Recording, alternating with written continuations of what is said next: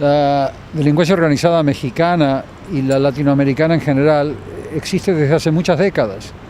Ya desde los años 40 hay descripciones muy detalladas de cómo la delincuencia organizada chilena, la delincuencia organizada peruana operaba en el comercio de cocaína, que era muy limitado en esa época.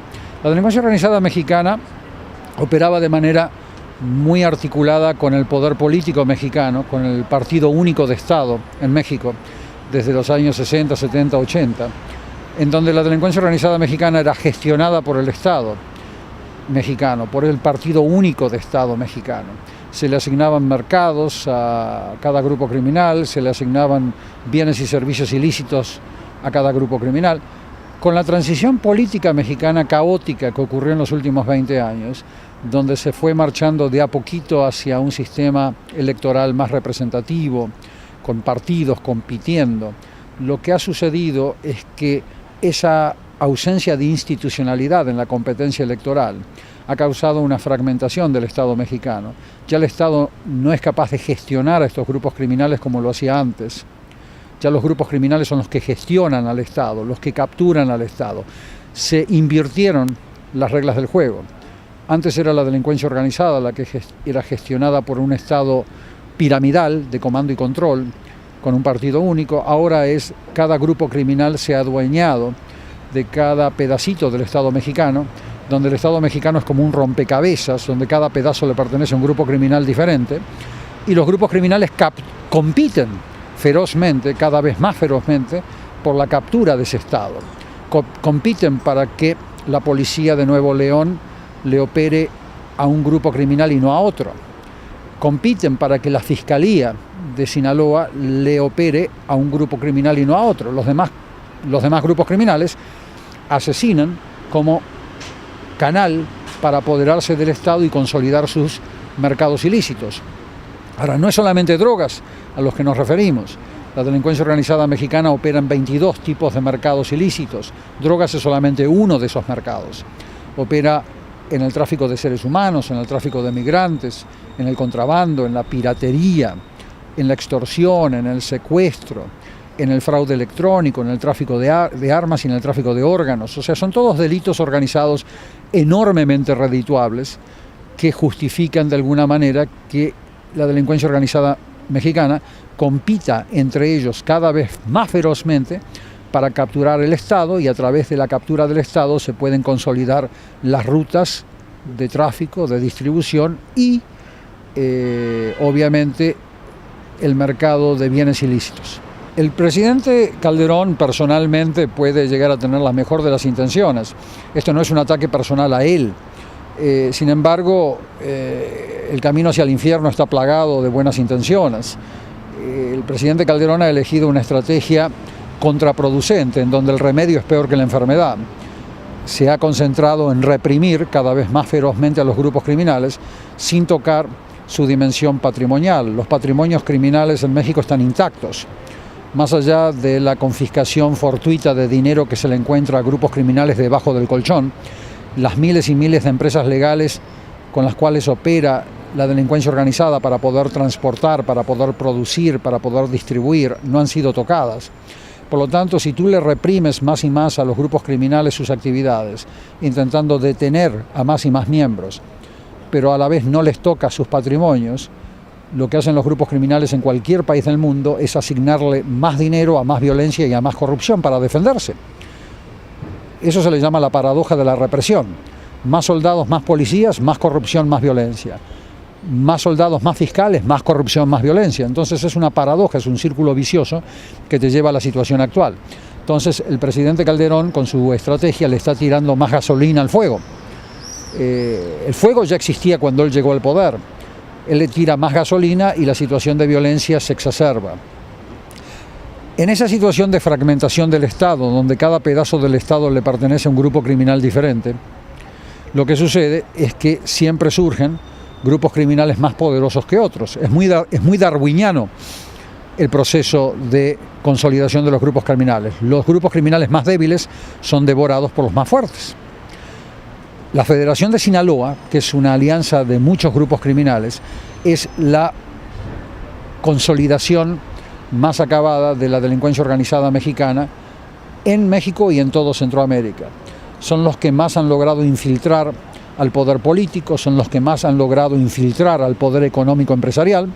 Por lo tanto, cuando tú ves que el Estado no los combate a los de la Federación de Sinaloa, pero sí combate con mucho más ahínco a los Zetas, sí combate con mucho más ahínco a los políticos ligados a los Zetas, sí combate con mucha más pasión el Estado mexicano a los políticos ligados a la familia michoacana y a otros grupos criminales, y no combate con igual pasión a los grupos criminales ligados a Sinaloa, eso quiere decir que el Estado mexicano ha sido parcialmente capturado en la mayor parte de sus fragmentos por la delincuencia organizada de Sinaloa, de la Federación de Sinaloa.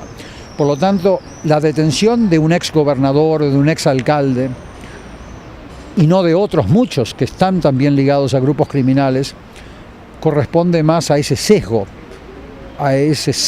de implementación de política pública en donde Sinaloa está llevándose todas las de ganar. Por lo tanto, lo que tiene que hacer el Estado mexicano primero, ante todo, es limpiarse a sí mismo a través de un pacto político tipo Moncloa, en donde los actores políticos decidan por sí mismos cambiar las reglas del juego, de acceso al poder, que no acepten, como hacen ahora obscenamente, que fondos criminales les estén financiando campañas electorales, que no acepten, como lo hacen hoy en día, que los sistemas de licitación pública estén penetrados por dineros de los grupos criminales, que no acepten que los grupos criminales coloquen a su gente en el poder político. Cuando el poder político se autolimpia, se autopurga, se autorrestringe, ahí comienza el principio del fin para los grupos criminales. Y ese pacto político todavía no se ha delineado en México entre todas las fuerzas políticas de México. En ningún país del mundo un solo partido político puede deshacerse de este cáncer. Siempre se realiza esta limpieza a través de una alianza de todas las facciones del poder político de un país. Y eso todavía en México no se vislumbra. En el caso de México y el de Guatemala, sí. En el caso de El Salvador, menos. En Guatemala y en el México, la mayor cantidad de los sectores económicos del PIB, del Producto Interno Bruto de esos países, ha sido infiltrado por grupos criminales. En el caso de México, estamos hablando de que ya el 77% de los sectores económicos formales del PRI han sido infiltrados por la delincuencia organizada. Sinaloa es la más sofisticada en ese tipo de infiltración.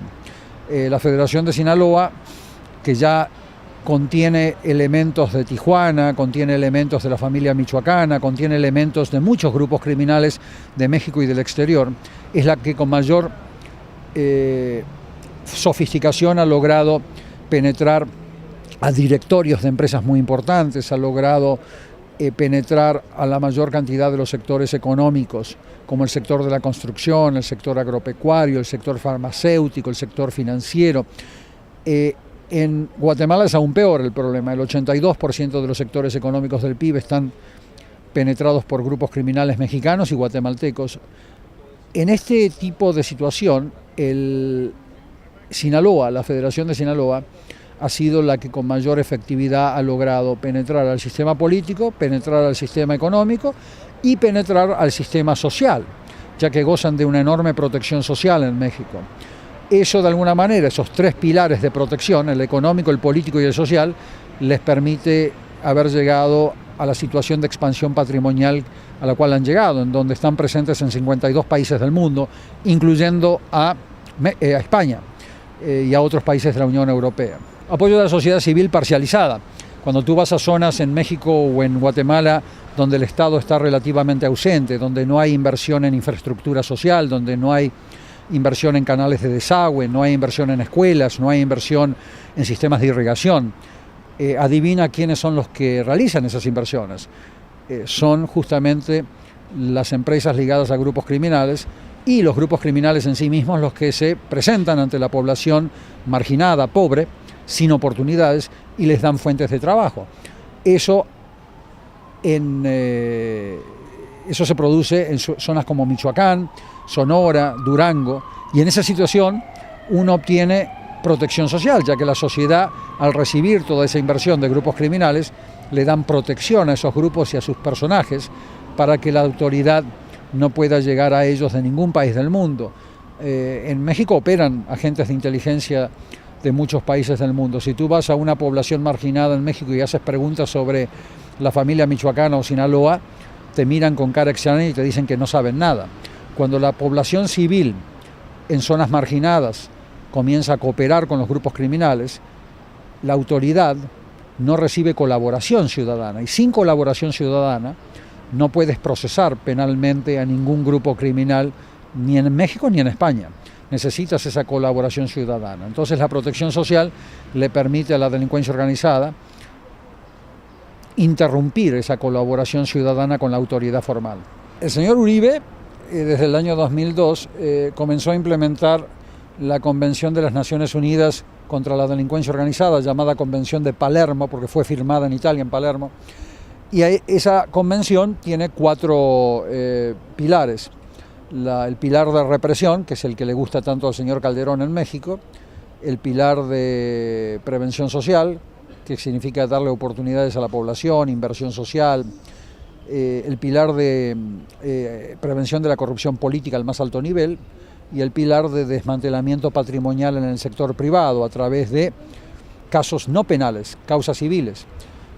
Esos 4 pilares fueron implementados por el señor Uribe y su administración, pero también por todos los demás partidos, de todo el espectro político colombiano. En Colombia la izquierda y la derecha pactaron implementar estas medidas. No es solamente crédito del señor Uribe que esto se haya hecho.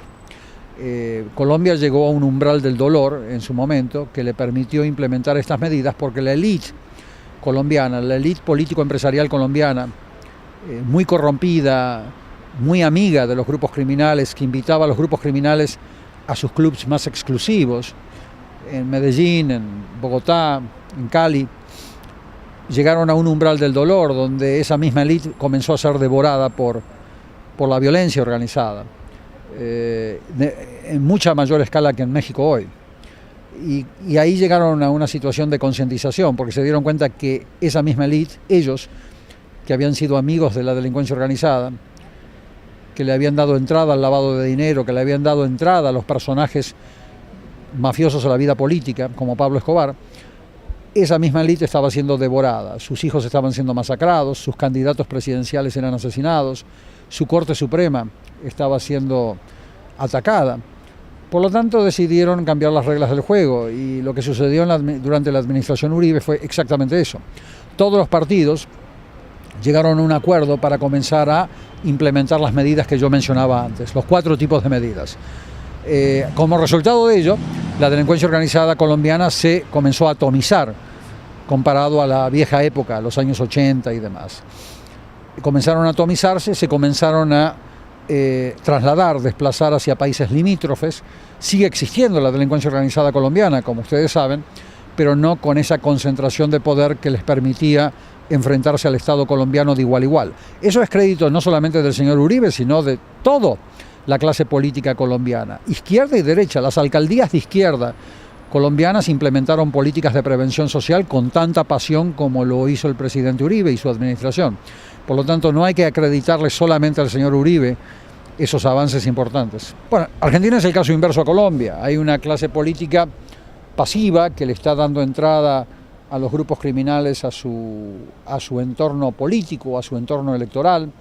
Los empresarios le están dando entrada al dinero fácil. No hay una conciencia del costo que van a tener que pagar por ese tipo de situación. Están en una situación parecida a la que se encontraba México de alguna manera hace años. Y al encontrarse en esa situación, uno está observando que la delincuencia organizada, que es muy reactiva a los ambientes de paraíso patrimonial que les ofrecen algunos países africanos o como Argentina hoy en día, comienzan a establecer base operativa en esos países, porque la probabilidad de que se los identifique, procese es muy baja en Argentina. Por lo tanto, están comenzando a establecer bases operativas de producción de drogas sintéticas, están comenzando a establecer bases operativas de distribución. Hay un consumo importante en la Argentina que sigue aumentando, y por lo tanto hoy en día Argentina se está transformando en un paraíso patrimonial mafioso y en un centro productivo mafioso en el cono sur.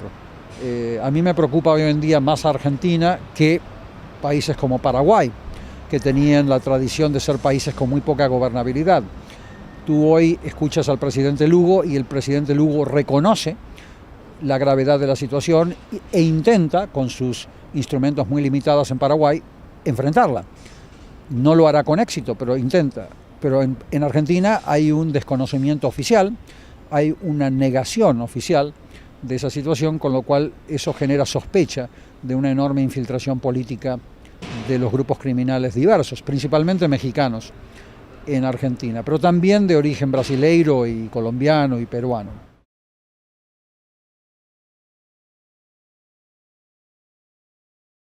Formales del PRI han sido infiltrados por la delincuencia organizada.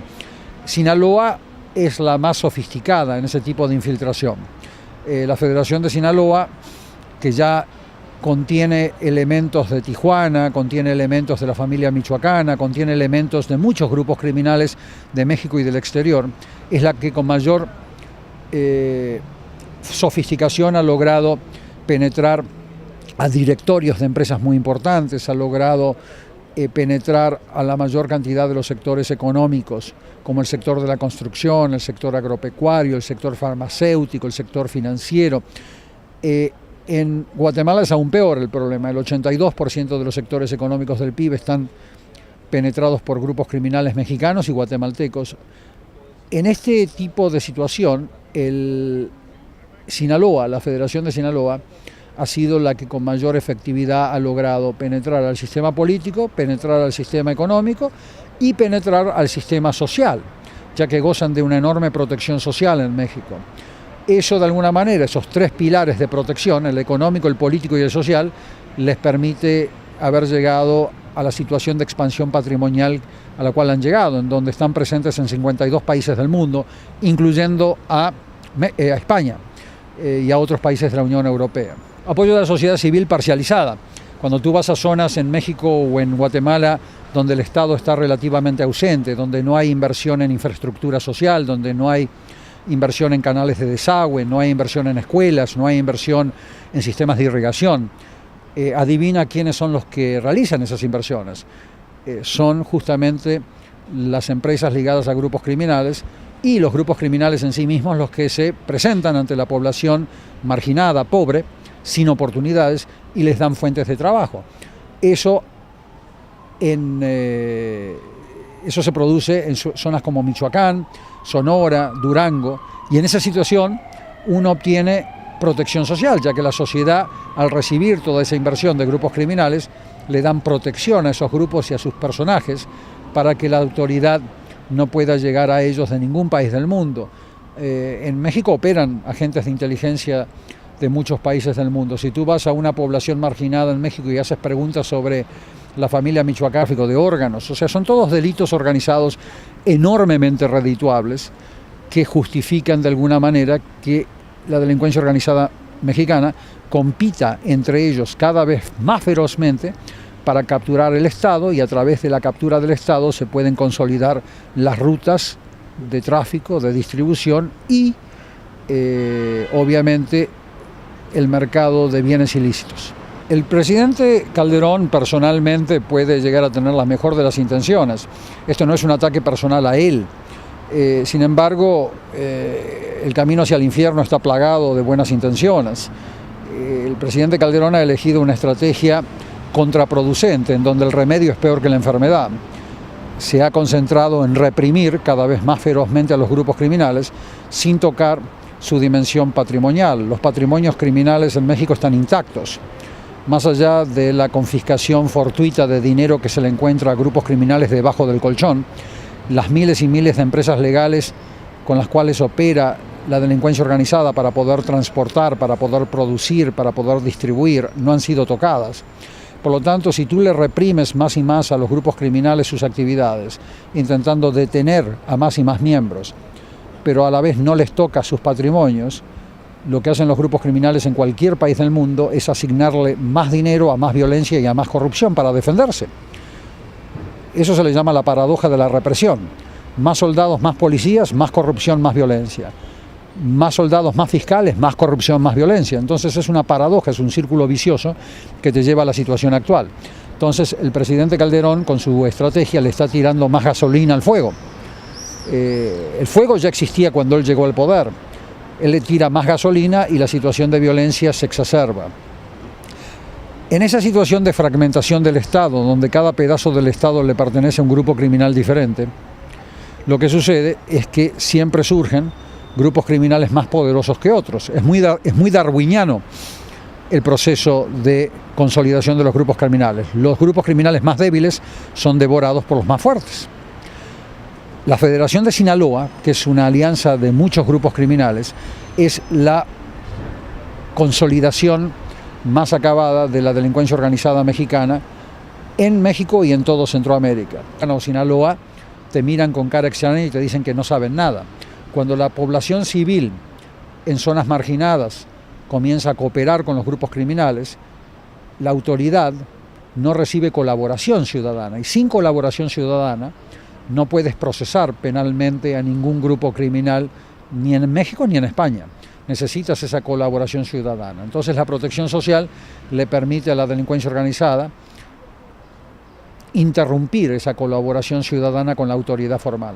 El señor Uribe, desde el año 2002, comenzó a implementar la Convención de las Naciones Unidas contra la Delincuencia Organizada, llamada Convención de Palermo, porque fue firmada en Italia, en Palermo. Y esa convención tiene 4 pilares. El pilar de represión, que es el que le gusta tanto al señor Calderón en México, el pilar de prevención social, que significa darle oportunidades a la población, inversión social, el pilar de prevención de la corrupción política al más alto nivel, y el pilar de desmantelamiento patrimonial en el sector privado a través de casos no penales, causas civiles. Esos 4 pilares fueron implementados por el señor Uribe y su administración, pero también por todos los demás partidos, de todo el espectro político colombiano. En Colombia la izquierda y la derecha pactaron implementar estas medidas. No es solamente crédito del señor Uribe que esto se haya hecho.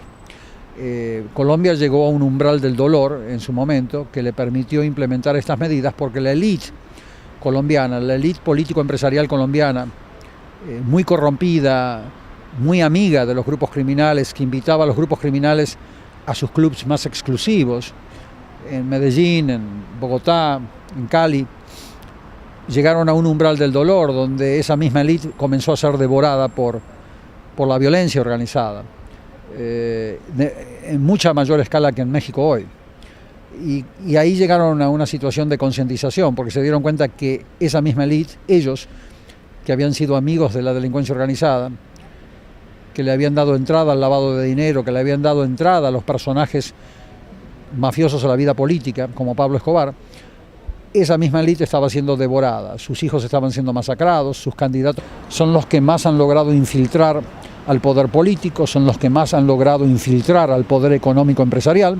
Por lo tanto, cuando tú ves que el Estado no los combate a los de la Federación de Sinaloa, pero sí combate con mucho más ahínco a los Zetas, sí combate con mucho más ahínco a los políticos ligados a los Zetas, sí combate con mucha más pasión el Estado mexicano a los políticos ligados a la familia michoacana y a otros grupos criminales, y no combate con igual pasión a los grupos criminales ligados a Sinaloa, eso quiere decir que el Estado mexicano ha sido parcialmente capturado en la mayor parte de sus fragmentos por la delincuencia organizada de Sinaloa, de la Federación de Sinaloa.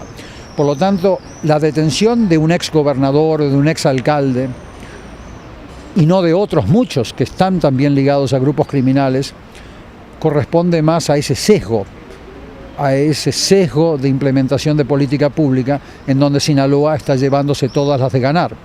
Por lo tanto, lo que tiene que hacer el Estado mexicano primero, ante todo, es limpiarse a sí mismo a través de un pacto político tipo Moncloa, en donde los actores políticos decidan por sí mismos cambiar las reglas del juego, de acceso al poder, que no acepten, como hacen ahora obscenamente, que fondos criminales les estén financiando campañas electorales, que no acepten, como lo hacen hoy en día, que los sistemas de licitación pública estén penetrados por dineros de los grupos criminales, que no acepten que los grupos criminales coloquen a su gente en el poder político. Cuando el poder político se autolimpia, se autopurga, se autorrestringe, ahí comienza el principio del fin para los grupos criminales. Y ese pacto político todavía no se ha delineado en México entre todas las fuerzas políticas de México. En ningún país del mundo un solo partido político puede deshacerse de este cáncer.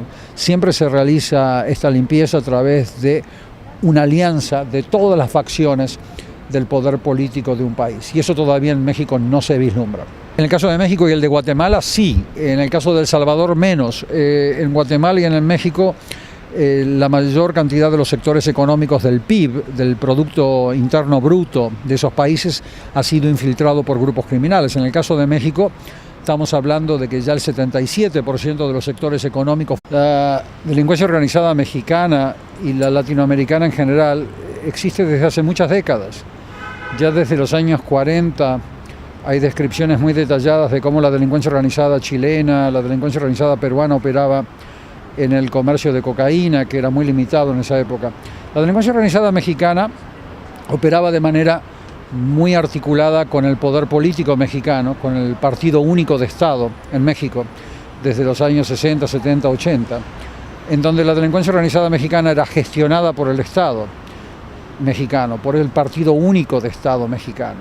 Se le asignaban mercados a cada grupo criminal, se le asignaban bienes y servicios ilícitos a cada grupo criminal. Con la transición política mexicana caótica que ocurrió en los últimos 20 años, donde se fue marchando de a poquito hacia un sistema electoral más representativo, con partidos compitiendo, lo que ha sucedido es que esa ausencia de institucionalidad en la competencia electoral ha causado una fragmentación del Estado mexicano. Ya el Estado no es capaz de gestionar a estos grupos criminales como lo hacía antes. Ya los grupos criminales son los que gestionan al Estado, los que capturan al Estado. Se invirtieron las reglas del juego. Antes era la delincuencia organizada la que era gestionada por un Estado piramidal de comando y control, con un partido único. Ahora es cada grupo criminal se ha adueñado de cada pedacito del Estado mexicano, donde el Estado mexicano es como un rompecabezas, donde cada pedazo le pertenece a un grupo criminal diferente, y los grupos criminales compiten ferozmente, cada vez más ferozmente, por la captura de ese Estado. Compiten para que la policía de Nuevo León le opere a un grupo criminal y no a otro. Compiten para que la Fiscalía de Sinaloa le opere a un grupo criminal y no a otro. Los demás grupos criminales asesinan como canal para apoderarse del Estado y consolidar sus mercados ilícitos. Ahora, no es solamente drogas a los que nos referimos. La delincuencia organizada mexicana opera en 22 tipos de mercados ilícitos. Drogas es solamente uno de esos mercados. Opera en el tráfico de seres humanos, en el tráfico de migrantes, en el contrabando, en la piratería, en la extorsión, en el secuestro, en el fraude electrónico, en el tráfico de armas y en el La delincuencia organizada mexicana y la latinoamericana en general existe desde hace muchas décadas. Ya desde los años 40 hay descripciones muy detalladas de cómo la delincuencia organizada chilena, la delincuencia organizada peruana operaba en el comercio de cocaína, que era muy limitado en esa época. La delincuencia organizada mexicana operaba de manera muy articulada con el poder político mexicano, con el Partido Único de Estado en México, desde los años 60, 70, 80, en donde la delincuencia organizada mexicana era gestionada por el Estado mexicano, por el Partido Único de Estado mexicano. Se le asignaban mercados a cada grupo que era gestionada por un Estado piramidal de comando y control, con un partido único. Ahora es cada grupo criminal se ha adueñado de cada pedacito del Estado mexicano, donde el Estado mexicano es como un rompecabezas, donde cada pedazo le pertenece a un grupo criminal diferente, y los grupos criminales compiten ferozmente, cada vez más ferozmente, por la captura de ese Estado. Compiten para que la policía de Nuevo León le opere a un grupo criminal y no a otro. Compiten para que la Fiscalía de Sinaloa le opere a un grupo criminal y no a otro. Los demás grupos criminales asesinan para capturar el Estado, y a través de la captura del Estado se pueden consolidar las rutas de tráfico, de distribución y obviamente el mercado de bienes ilícitos. El presidente Calderón personalmente puede llegar a tener la mejor de las intenciones. Esto no es un ataque personal a él. Sin embargo, el camino hacia el infierno está plagado de buenas intenciones. El presidente Calderón ha elegido una estrategia contraproducente, en donde el remedio es peor que la enfermedad. Se ha concentrado en reprimir cada vez más ferozmente a los grupos criminales, sin tocar como canal para apoderarse del Estado y consolidar sus mercados ilícitos. Ahora, no es solamente drogas a los que nos referimos. La delincuencia organizada mexicana opera en 22 tipos de mercados ilícitos. Drogas es solamente uno de esos mercados. Opera en el tráfico de seres humanos, en el tráfico de migrantes, en el contrabando, en la piratería, en la extorsión, en el secuestro, en el fraude electrónico, en el tráfico de armas y en el tráfico de órganos. O sea, son todos delitos organizados enormemente redituables que justifican de alguna manera que la delincuencia organizada mexicana compita entre ellos cada vez más ferozmente. Criminal, se le asignaban bienes y servicios ilícitos a cada grupo criminal. Con la transición política mexicana caótica que ocurrió en los últimos 20 años, donde se fue marchando de a poquito hacia un sistema electoral más representativo, con partidos compitiendo, lo que ha sucedido es que esa ausencia de institucionalidad en la competencia electoral ha causado una fragmentación del Estado mexicano. Ya el Estado no es capaz de gestionar a estos grupos criminales como lo hacía antes. Ya los grupos criminales son los que gestionan al Estado, los que capturan al Estado. Se invirtieron las reglas del juego. Antes era la delincuencia organizada